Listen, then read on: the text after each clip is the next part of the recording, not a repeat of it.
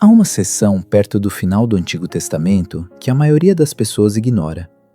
São 12 livros curtos, alguns com apenas um capítulo, com nomes difíceis de pronunciar: Oséias, Joel, Amós, Obadias, Jonas, Miqueias, Naum, Abacuque, Sofonias, Ageu, Zacarias e Malaquias.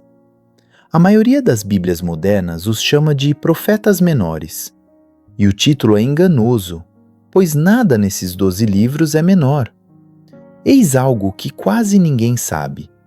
Na Bíblia hebraica, esses 12 nunca foram 12. Eram um só, um único rolo, chamados de os 12. A tradição judaica se refere a eles em aramaico como Trei Azar, que significa simplesmente os 12. A referência mais antiga a eles como uma única coleção vem de um escritor judeu chamado Yeshua ben Sirá, por volta de 190 anos antes de Cristo. Fragmentos dos manuscritos do Mar Morto mostram o mesmo. O termo profetas menores só surgiu séculos depois, com um pai da igreja do século IV chamado Agostinho de Hipona. Ele usou o termo latino profetae minores e não queria dizer nada além de que esses livros eram mais curtos do que Isaías, Jeremias e Ezequiel. Ele nunca quis que parecessem menos importantes, mas o título permaneceu. E o resultado é que, para a maioria dos cristãos hoje, esses 12 livros parecem o fundo do armário da Bíblia. Lidos uma vez, esquecidos rapidamente. Eis o que muda quando você os lê como um todo. Eles contam uma única história sobre um povo que quebrou a aliança com Deus, sobre o que Deus fez quando isso aconteceu e sobre o que Deus prometeu fazer para consertar as coisas. Juntos, os 12 livros oferecem a você toda a trajetória de como Deus lida com um mundo rebelde. E cada um deles, individualmente, é fascinante. O caminho aponta para Jesus. Para entender o que está acontecendo nesses livros, é preciso compreender o momento histórico em que se inserem, pois os 12 não estão flutuando no ar.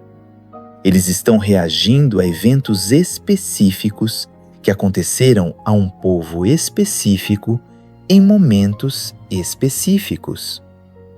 A história começa no século 8 a.C., aproximadamente 750 anos antes de Cristo. Nessa época, o reino que começou sob o reinado de Davi e Salomão já havia se dividido em dois. O reino do norte, chamado Israel, com sua capital em Samaria. O reino do sul, chamado Judá, com sua capital em Jerusalém. Ambos os reinos compartilhavam o mesmo Deus, os mesmos patriarcas, as mesmas escrituras. Mas estavam à deriva em direções diferentes. E ao norte, surgindo no horizonte, estava a Assíria, um dos impérios mais brutais que o mundo antigo já vira. Seus próprios registros reais relatam o esfolamento de inimigos vivos, o empilhamento de cabeças em pirâmides e a deportação de populações inteiras.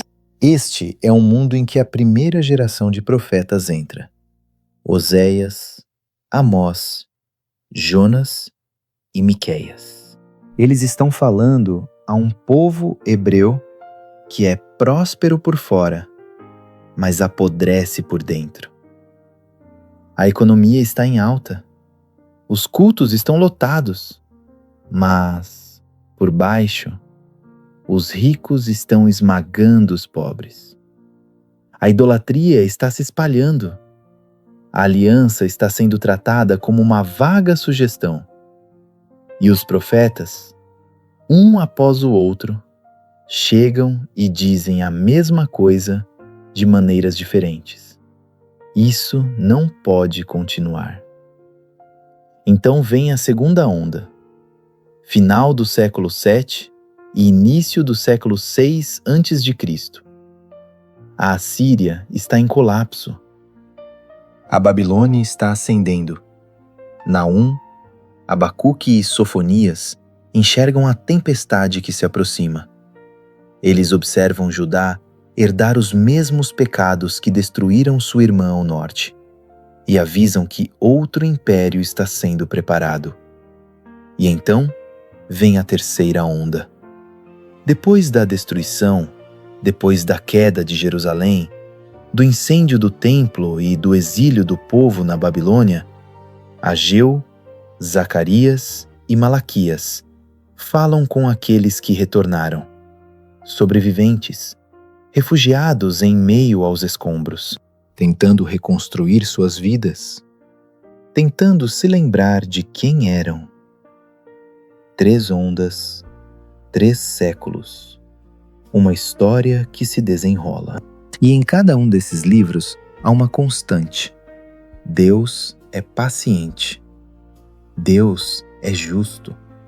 E Deus manterá sua aliança mesmo quando seu povo não a cumprir. Oséias abre a coleção e a abre com uma das cenas mais desconfortáveis das Escrituras. Seu próprio nome já merece uma pausa para reflexão. Oséias, em hebraico, significa salvação. É a mesma raiz que nos dá o nome Josué e, em última instância, o nome Jesus. Portanto, o profeta que abre esta coleção de 12 livros é um homem cujo nome é uma promessa silenciosa: salvação. Deus diz a ele para casar-se com uma mulher chamada Gomer. O texto a descreve como uma mulher infiel. Seja porque ela já era assim ou porque se tornaria uma, o quadro é o mesmo. Oséias casa-se com ela. Eles têm filhos. E então ela o abandona. Ela se envolve com outros amantes. Ela dá à luz filhos cuja paternidade é questionada. E em meio à ruína de seu próprio casamento, Deus diz a Oséias algo que muda todo o livro. É isso que o meu povo está fazendo comigo. O casamento era a mensagem. A dor era uma janela para a dor de Deus.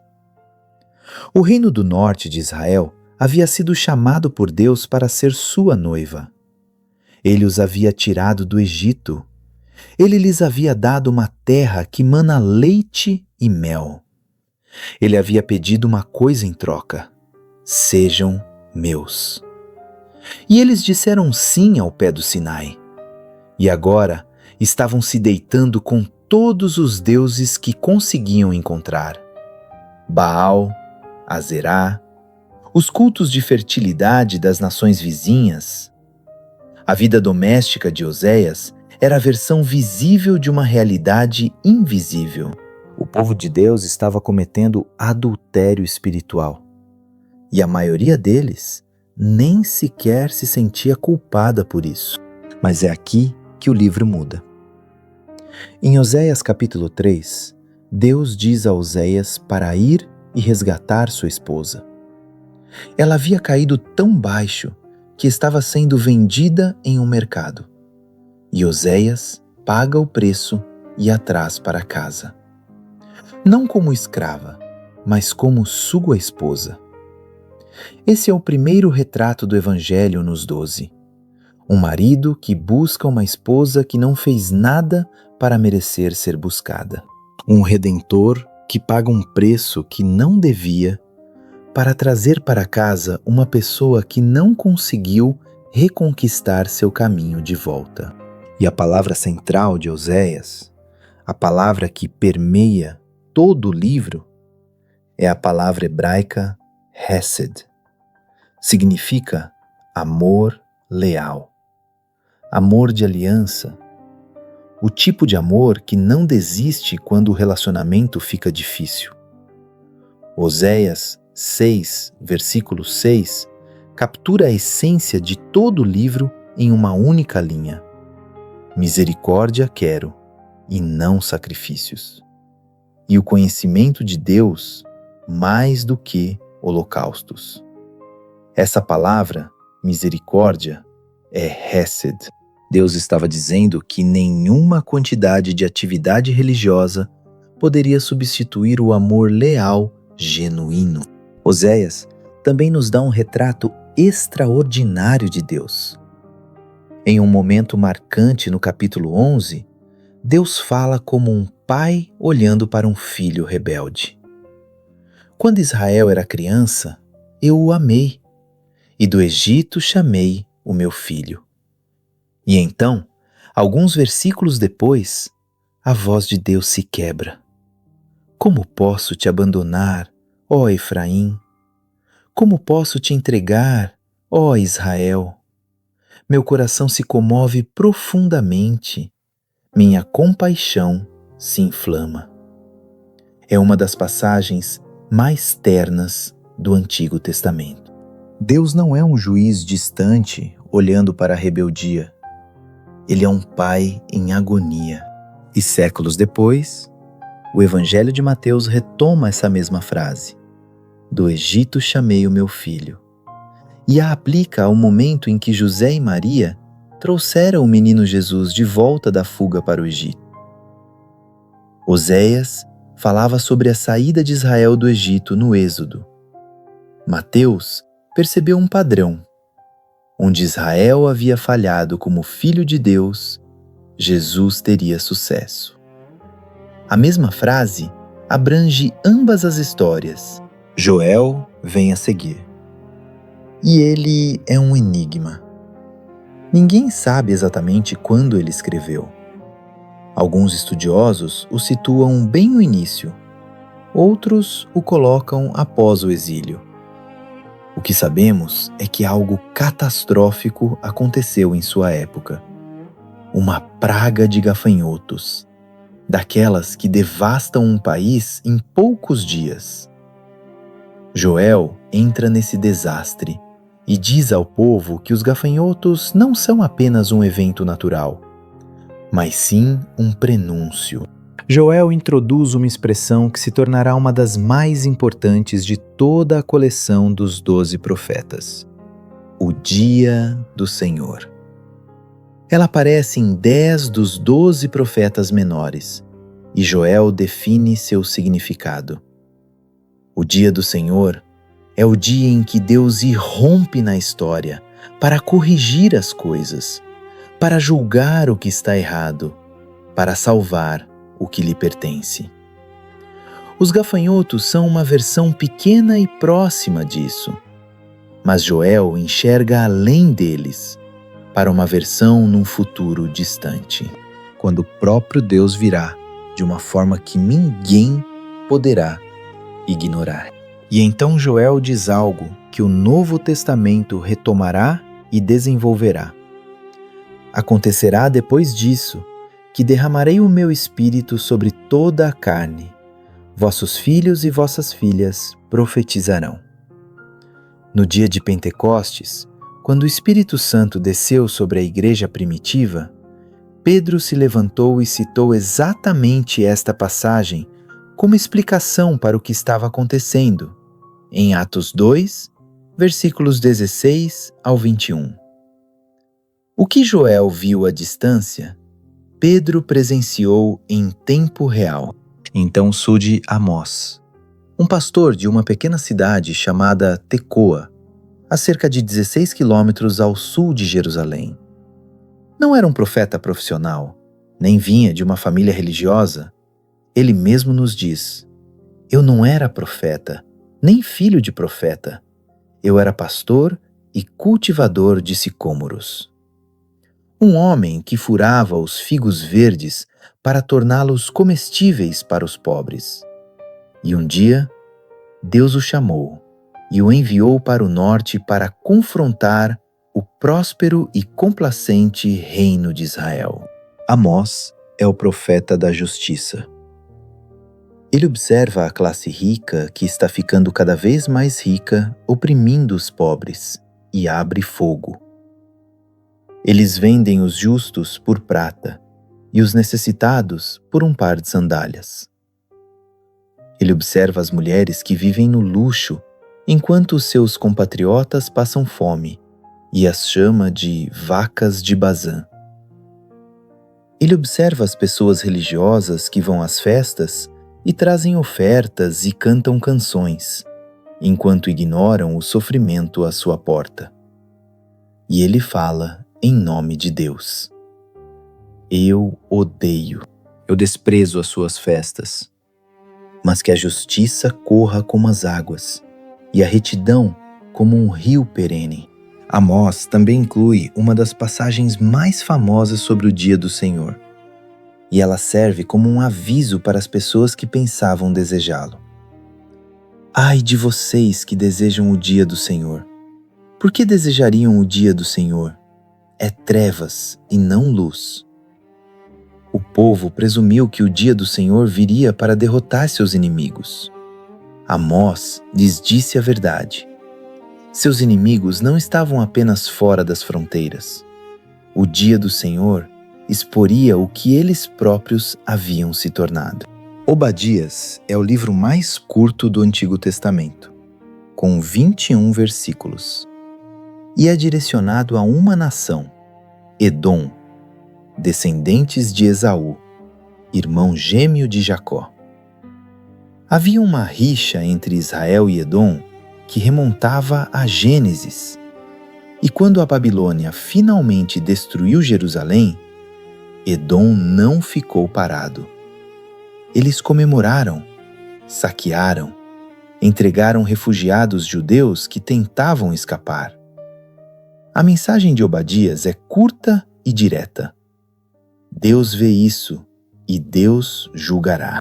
Mas Obadias conclui com uma frase que ilumina toda a coleção.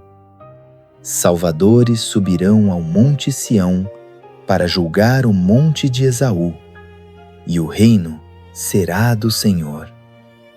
No fim, o reino pertence a Deus, não a Edom, não a Babilônia, não a nenhum império humano, mas ao Senhor.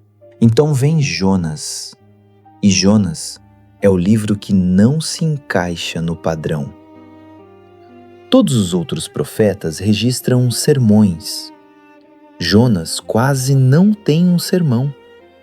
Sua mensagem inteira em Nínive se resume a 5 palavras em hebraico. Mais 40 dias e Nínive será destruída.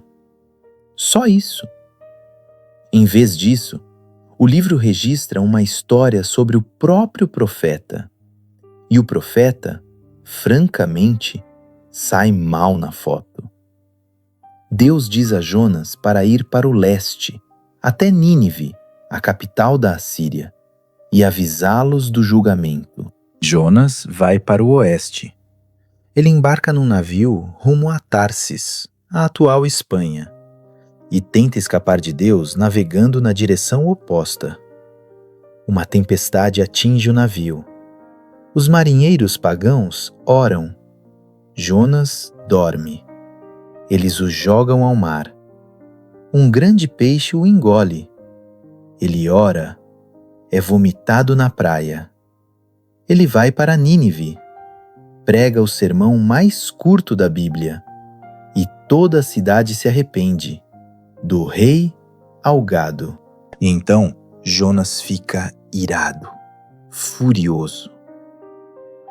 O motivo de sua fuga não foi medo, mas sim preconceito. Ele explica a Deus, no capítulo 4, exatamente por que fugiu. Eu sabia que tu és um Deus misericordioso e compassivo, paciente e cheio de amor. Ele cita a própria descrição que Deus deu de si mesmo em Êxodo 34 e joga isso na cara de Deus, como se dissesse: eu sabia que se viesse aqui, o Senhor faria isso. O Senhor os perdoaria. E eu não queria que fossem perdoados. Esse é o coração de Jonas. O profeta está irado porque a misericórdia de Deus se estende além de Israel. O livro termina com uma pergunta de Deus que nunca é respondida. Não deveria eu ter compaixão de Nínive, a grande cidade, onde há mais de 120 mil pessoas que não sabem distinguir a mão direita da esquerda? A pergunta permanece no ar. É feita a Jonas. Também é feita a cada leitor que já traçou linhas divisórias entre quem merece graça e quem não merece. Jesus, mais tarde, apontaria para essa história e a chamaria de sinal a respeito de si mesmo. Assim como Jonas ficou 3 dias no ventre do peixe, o Filho do Homem ficaria 3 dias no coração da terra. Miqueias, contemporâneo de Isaías, ministrou em Judá enquanto Oséias e Amós pregavam no norte. Ele viu ambos os reinos caminhando para o julgamento, e seu livro é famoso por 2 passagens. A primeira é Miqueias, capítulo 5, versículo 2. Mas tu, Belém Efrata, embora sejas pequena entre os clãs de Judá, de ti me sairá aquele que há de reinar em Israel, cujas origens são desde os tempos antigos, desde os dias da eternidade. 700 anos antes do nascimento de Jesus, um profeta de uma pequena cidade mencionou o nome da cidade de onde o Messias viria. Quando os sábios do rei Herodes foram questionados sobre o local de nascimento do Cristo, eles citaram este versículo diretamente. O segundo versículo é Miqueias 6, versículo 8. Ele te declarou, ó homem, o que é bom, e o que o Senhor exige de você senão que pratique a justiça, ame a misericórdia e caminhe humildemente com o seu Deus? A palavra traduzida como misericórdia aí é hesed novamente. Miqueias resumiu toda a exigência de Deus em 3 coisas: praticar a justiça, amar com amor leal, caminhar humildemente. Não realizar rituais, não oferecer o maior sacrifício. Justiça, misericórdia, humildade. É isso que Deus busca. Estamos na metade dos 12 profetas. Então, antes de prosseguirmos, aqui está onde estamos. Os 6 primeiros profetas, de Oséias a Miqueias, são os profetas do problema. Cada um deles nomeia um aspecto diferente de como o povo de Deus quebrou a aliança.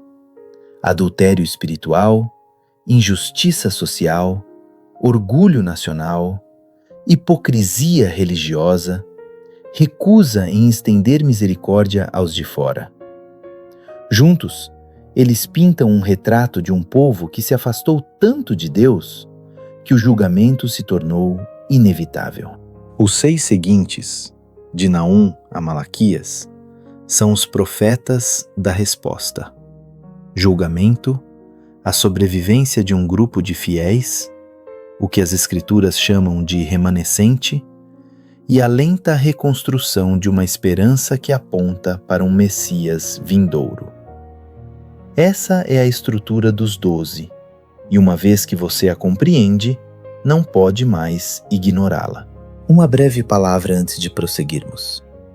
Se este tipo de estudo está ajudando você a entender as Escrituras de uma maneira mais profunda, considere se tornar um membro do canal Simplesmente Cristo. Esse apoio é o que torna possível continuarmos realizando trabalhos como este. Aos que já são membros, muito obrigado. Vocês fazem parte de cada roteiro que elaboramos. Agora, passamos para a segunda parte, e o tom muda. Naum continua de onde Jonas parou. Cerca de 150 anos depois que Jonas pregou e Nínive se arrependeu, Nínive voltou aos seus antigos costumes, talvez até piores. Os assírios já haviam destruído o reino do norte de Israel em 722 a.C., deportando as 10 tribos e substituindo-as por colonos estrangeiros. Agora, eles ameaçavam Judá. Naum se levanta e anuncia que o império que aterrorizou o mundo está prestes a cair. E cai. Em 612 a.C., exatamente como Naum previu, uma coalizão de babilônios e medos sitiou Nínive e a destruiu completamente, a ponto de a cidade ser soterrada por mais de 2000 anos. As ruínas propriamente ditas só foram escavadas quando o arqueólogo britânico Austen Henry Layard começou a escavar o sítio de Kuyunjik em 1849, em frente à cidade moderna de Mossul. Durante séculos, a localização exata da cidade havia se perdido na memória. A própria terra acabou por responder à pergunta sobre onde Nínive havia estado. A mensagem de Naum contém uma frase que vale a pena guardar em qualquer época. O Senhor é bom, uma fortaleza no dia da angústia. Ele conhece os que nele se refugiam. Naum não está apenas se regozijando com a queda de Nínive. Ele está dizendo que nenhum império construído sobre a crueldade dura para sempre. Deus vê, Deus age, e aqueles que se refugiam nele estão seguros mesmo quando as potências mundiais caem. Então vem Abacuque, zeros mais. E Abacuque é o profeta que fez as perguntas que você provavelmente já fez. O livro começa com uma queixa. Ó Senhor, até quando clamarei por socorro e tu não me ouvirás? Abacuque olha para o seu próprio povo, Judá, e vê corrupção por toda parte, violência, injustiça, os ímpios cercando os justos, e ele não consegue entender por que Deus não está fazendo nada a respeito. Deus responde, e a resposta não é o que Abacuque queria.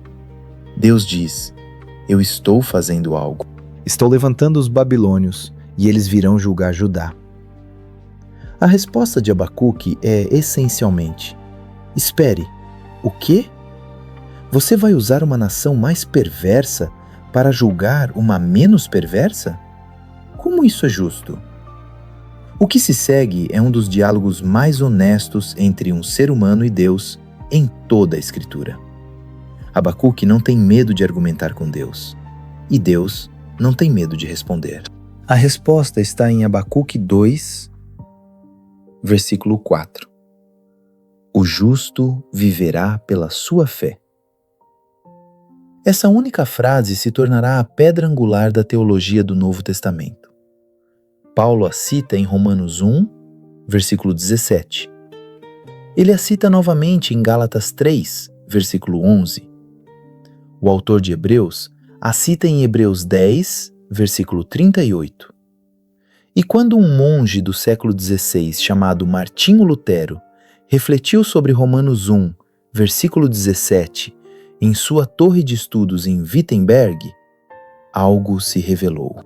A passagem de Abacuque inserida nesse versículo tornou-se a chave que desvendou sua compreensão da justificação pela fé.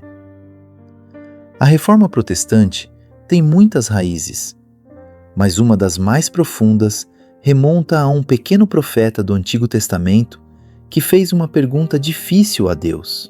Mas o mais extraordinário em Abacuque é a forma como o livro termina. Depois de argumentar com Deus, depois de lutar com respostas difíceis, o profeta escreve um cântico.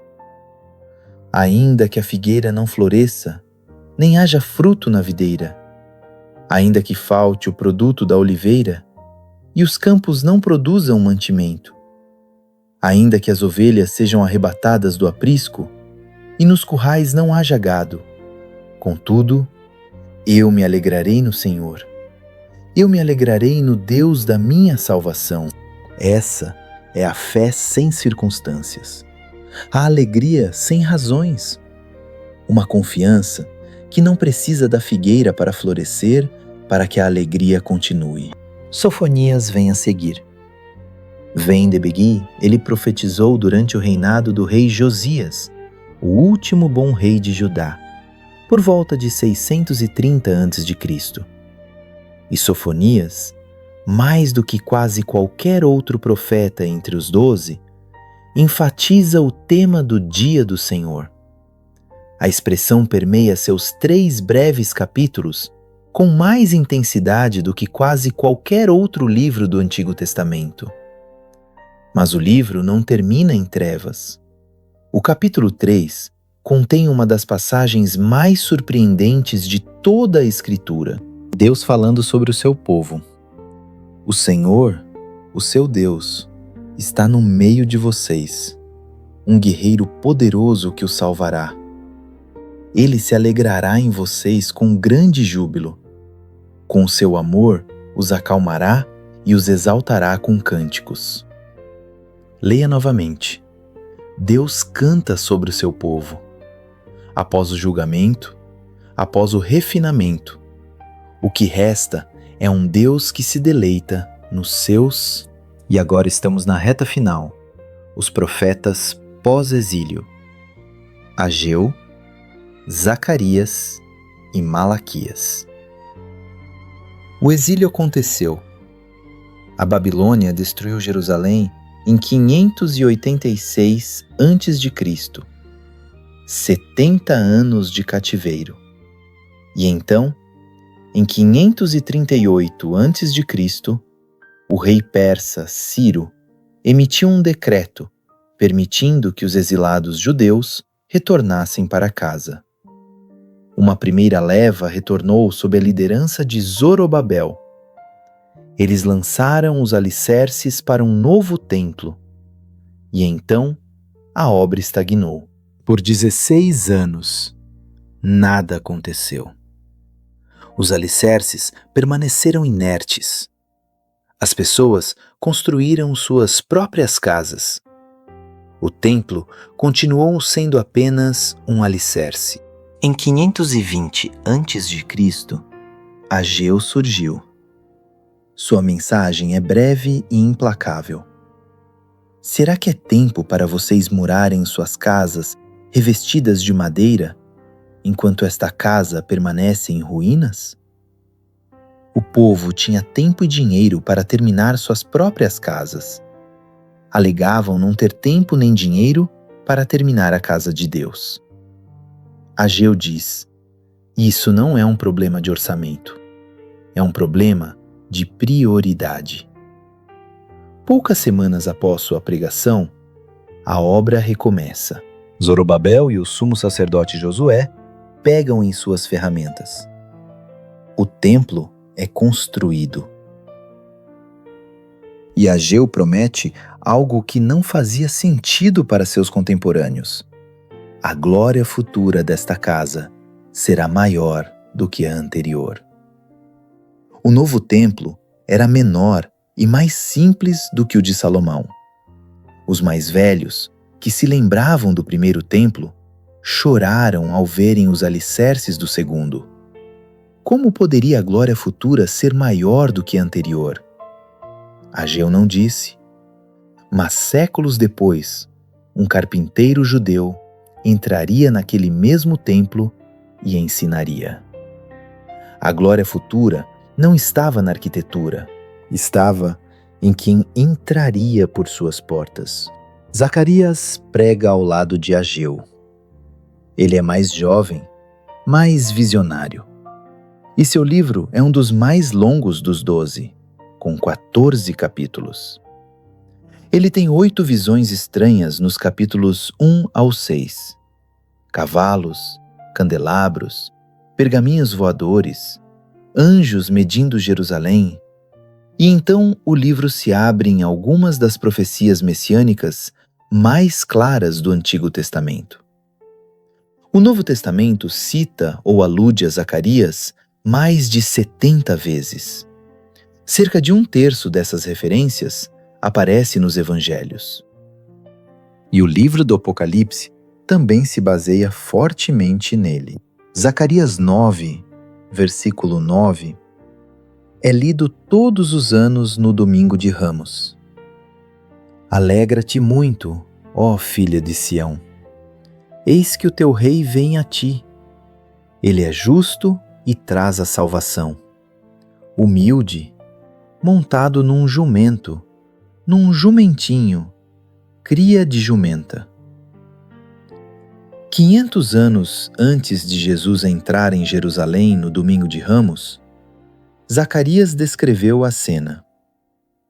Zacarias, capítulo 11, profetiza que o pastor seria vendido por 30 moedas de prata, o mesmo preço que Judas receberia mais tarde por trair Jesus. Zacarias 12, versículo 10, prevê um momento em que o povo olhará para aquele a quem traspassaram e chorará. João cita esse versículo descrevendo a crucificação. O livro termina no capítulo 14 com uma visão do dia do Senhor que é maior do que qualquer evento nacional isolado. O próprio Senhor estará no Monte das Oliveiras. Ele será rei sobre toda a terra. E naquele dia, o Senhor será um só, e o seu nome um só. E então vem Malaquias, o último livro do Antigo Testamento. Aproximadamente 430 anos antes de Cristo, o templo foi reconstruído há quase um século. A novidade passou. Os sacerdotes estão entediados. O povo está cético. Eles trazem animais doentes como sacrifícios. Eles roubam a Deus em seus dízimos. Eles se separam de suas esposas e quebram a fé uns com os outros. E fazem perguntas cínicas. O livro de Malaquias é estruturado como uma série de disputas. Deus diz algo, o povo responde, como assim? E Deus responde, eu os amei, diz o Senhor. As pessoas respondem, como nos amaste? Esse é o clima espiritual no final do Antigo Testamento. Não uma rebelião ativa, apenas um ceticismo lento e desgastante. Um povo cumprindo formalidades e pedindo a Deus que prove seu amor.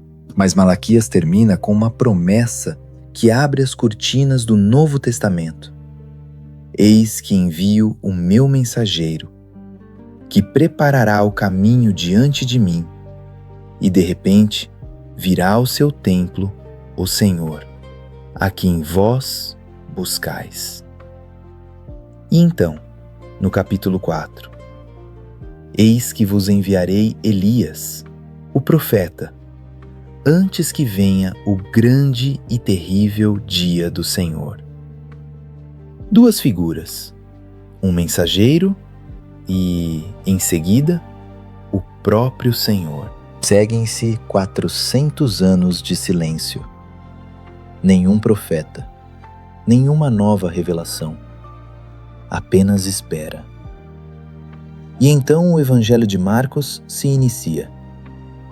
O começo do Evangelho de Jesus Cristo, o Filho de Deus. Como está escrito no profeta Isaías, eis que envio o meu mensageiro adiante de ti, o qual preparará o teu caminho. Marcos está citando Malaquias. O precursor é João Batista. O Senhor que vem é Jesus. Entrando em seu templo, o último versículo do Antigo Testamento e o primeiro capítulo do Novo Testamento estão ligados por um único fio condutor. E esse fio condutor é uma promessa feita por meio de Malaquias. Afaste-se dos 12 livros e o que você vê? Um povo que quebra a aliança. Um Deus que os persegue mesmo assim. Profetas que nomeiam a doença e prescrevem a cura. O julgamento que vem quando a doença é ignorada. Um remanescente que sobrevive. Uma promessa que permeia cada livro, cada século e cada desastre. Deus não está feito, e cada profeta nesta coleção está, de alguma forma, apontando para a mesma pessoa. Oséias aponta para um marido que resgata uma noiva infiel. Joel aponta para um espírito que será derramado sobre toda a carne. Amós aponta para um dia em que a justiça fluirá como um rio. Obadias aponta para um monte Sião, onde o reino do Senhor se estabelecerá. Jonas aponta para 3 dias nas profundezas e uma ressurreição. Miqueias aponta para um bebê nascido em Belém. Naum aponta para um refúgio no dia da angústia. Abacuque aponta para uma justiça que vem pela fé. Sofonias aponta para um rei que canta sobre o seu povo. Ageu aponta para um templo cuja glória vem daquele que nele entra. Zacarias aponta para um rei humilde montado no jumento, transpassado e lamentado. Malaquias aponta para um mensageiro e um Messias que purifica e salva. 12 vozes, um só Cristo. Há um pequeno detalhe na estrutura da Bíblia hebraica que captura tudo isso. Na ordem judaica, os 12 são os últimos livros dos profetas, e os 12 terminam com Malaquias. O texto se encerra com uma palavra ressoando no ar: um dia prometido do Senhor, um mensageiro prometido, um retorno prometido. E o Novo Testamento se inicia com a genealogia de Jesus, o Messias prometido, surgindo nas páginas após 400 anos de silêncio, nascido em Belém, exatamente onde Miqueias disse, precedido por um precursor no espírito de Elias, exatamente onde Malaquias disse, entrando em Jerusalém, montado em um jumento, exatamente onde Zacarias disse, transpassado e lamentado, exatamente onde Zacarias disse, derramando o Espírito, exatamente onde Joel disse, 3 dias nas profundezas, exatamente onde Jonas apontou. Os 12 não são 12 livretos dispersos, são 12 capítulos de uma promessa, e cada capítulo dessa promessa tem o mesmo nome escrito abaixo. Lembre-se de onde começamos. O primeiro profeta da coleção se chama Oséias, salvação. A mesma raiz hebraica que nos dá Josué e, em última instância, o nome Jesus. A coleção começa com um homem cujo nome significa salvação e termina com a promessa de um Senhor que virá e um dia que ainda está por vir. Entre esses 2 extremos, 12 vozes passam 3 séculos detalhando como será a salvação, quanto ela custará e quem a trará. Eis o que me ficou gravado após lê-los todos juntos. Os profetas menores não bajulam seu público. Eles não suavizam a mensagem. Eles nomeiam o que está errado. Eles não desviam o olhar da injustiça, da idolatria ou da hipocrisia. E não fingem que os tempos difíceis passarão por si só. Há algo profundamente honesto nesses livros. Eles levam o pecado humano a sério, levam o sofrimento humano a sério e se recusam a mentir ao leitor sobre qualquer um dos 2. Mas também se recusam a terminar em desespero. Cada um deles, mesmo o mais severo, tem um fio de esperança que o atravessa. Oséias termina com cura. Joel termina com restauração. Amós termina com reconstrução. Obadias termina com o reino do Senhor. Jonas termina com a compaixão de Deus. Miqueias termina com Deus pisando nos pecados e lançando-os nas profundezas do mar. Naum termina com refúgio. Abacuque termina com regozijo. Sofonias termina com Deus cantando. Ageu termina com uma promessa. Zacarias termina com o Senhor reinando. Malaquias termina com o sol da justiça nascendo, com cura em suas asas. Isso não é otimismo ingênuo, é a profunda e obstinada confiança de pessoas que viram o pior que o mundo poderia produzir e ainda assim creram que Deus não havia terminado sua obra. A aplicação não é complicada. Se você está lendo os 12 livros e sente que está assistindo a sua própria vida, a sua própria nação, a sua própria época, isso não é por acaso.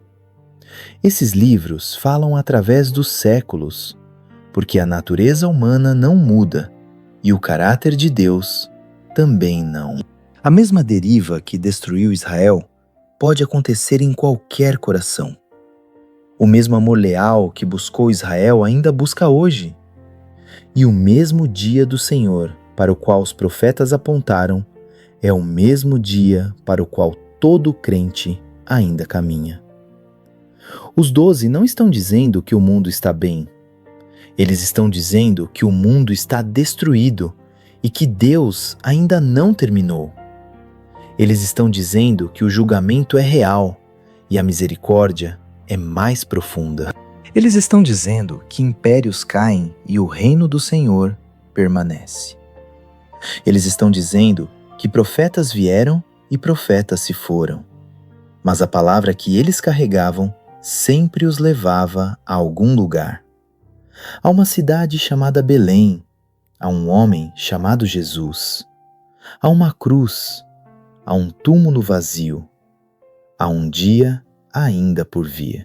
Se este estudo ajudou você a ver algo novo nas Escrituras, se inscreva no canal Simplesmente Cristo e deixe um comentário, mesmo que seja apenas uma palavra. Compartilhe com alguém que tenha pulado o final do Antigo Testamento.